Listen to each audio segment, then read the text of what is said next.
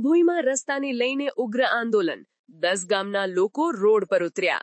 ડભોઈ તાલુકાના નાગરિકોને છેલ્લા 1 વર્ષથી બિસ્માર રસ્તાને કારણે ભારે હાલાકીનો સામનો કરવો પડી રહ્યો છે. સંખેડા તાલુકાના રતનપુરથી ડભોઈના નાંદોદી ભાગોળ સુધીનો મુખ્ય માર્ગ એટલો ખરાબ થઈ ગયો છે કે તેના પરથી પસાર થવું મુશ્કેલ બન્યું છે.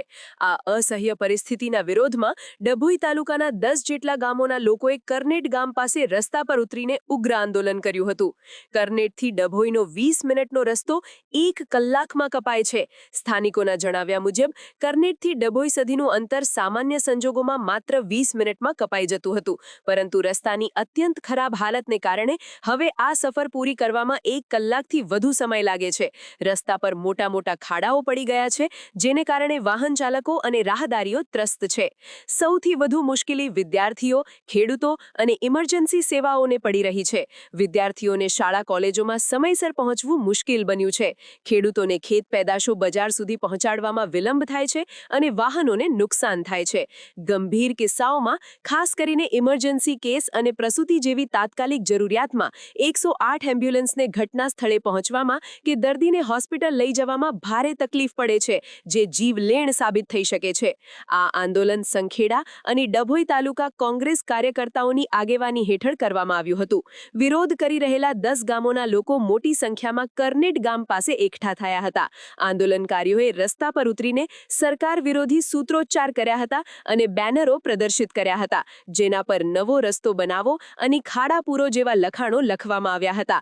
આંદોલનકારીઓની મુખ્ય માંગ એ છે કે વહેલી તકે આ રોડના ખાડાઓ પૂરવામાં આવે અને ત્યારબાદ યુદ્ધના ધોરણે નવા અને ગુણવત્તાયુક્ત રોડનું નિર્માણ કરવામાં આવે. કોંગ્રેસના કાર્યકર્તાઓએ અને સ્થાનિકોએ તંત્રને સ્પષ્ટ ચેતવણી આપી છે.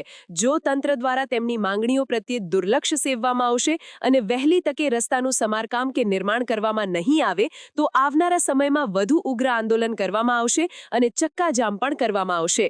બિસ્માર રસ્તાને કારણે 10 ગામના લોકોનો આક્રોશ ચરમસીમાએ છે અને હવે તંત્ર આ મામલે શું કાર્યવાહી કરે છે તેના પર સૌની નજર ટકેલી છે. રતનપુર બ્રિજથી લઈને નાદોદી ભાગોળ સુધીનો જે રસ્તો આજની તારીખમાં જે હાલત છે એ જોવાલાયક છે.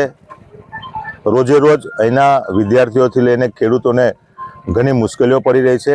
અત્યારે રસ્તો જોવા જાઓ તો તમારે નૈરા ખાડા છે.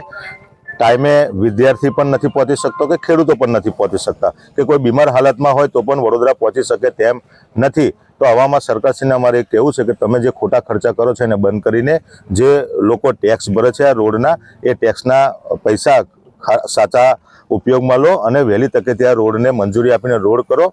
નહીં તો અમે આવનાર દિવસોમાં મોટું આંદોલન કરીશું અને ચક્કાજામ કરીશું. ક્યાં લોકો ભેગા થયા? ડભોઈ તાલુકાના અને સંખેડા તાલુકાના મેવાસના લોકો ભેગા થઈને ખાસ અમે અહીં આગળ ભેગા થયા છે.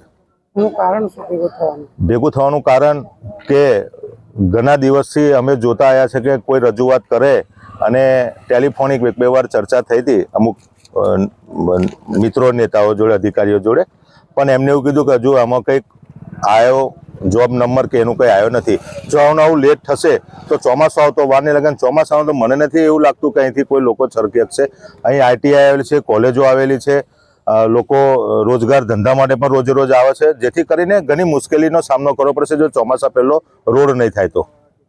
આજે રતનપુરથી લઈને નાદોદી ભાગોળ સુધીનો જે રસ્તો છેલ્લા 1.5 વર્ષથી રસ્તામાં ખાડા છે કે ખાડામાં રસ્તો છે તે કંઈ જણાય આવતું નથી. આ બહેરી મૂંગી સરકારને વર્ષોથી અમે કહીને થાક્યા છે, પણ એમનું પણ કંઈ કોઈનું સાંભળવા રાજી નથી. આજે અહીંયાના વિદ્યાર્થીઓ હોય કે વિદ્યાર્થીઓને સ્કૂલે જવાનું આઈટીઆઈ આવી છે. અહીંયા ખાસ પ્રશ્ન જ્યારે ડિલિવરીનો પ્રશ્ન હોય તો એમ્બ્યુલન્સ બી ટાઈમે આવતી નથી અને એમ્બ્યુલન્સમાં પણ એટલી લોકોને તકલીફ પડી રહી છે. ત્યાં સરકાર સુધી અમે વાત પહોંચાડવા માંગીએ છીએ કે તમે 30 રૂપિયા 35 રૂપિયાના પેટ્રોલના 100 રૂપિયા લો છો. વિશ્વમાં સૌથી વધારે ટેક્સ લે છે આ સરકારને, તો પણ છેલ્લી કક્ષાની ગુણવત્તાવાળા રોડ અને રસ્તાઓ અમને આપે છે, જેથી કરીને પબ્લિક હેરાન થઈ જાય છે, ધૂળ થાય છે, લોકોને ધૂળ ઉડવાથી અસ્થમાના બધાના પ્રોબ્લેમ થાય છે. તે સરકારને અમે માગણી કરીએ છીએ કે વહેલી તરીકે અહીંયા રોડ બનાવવામાં આવે. બાકી નહીંતર આ ગામના યુવાનો અમે 2 તાલુકાના ભેગા થઈને ચક્કાજામ કરીશું, જલદ આંદોલન આપીશું, તેમાં કોઈ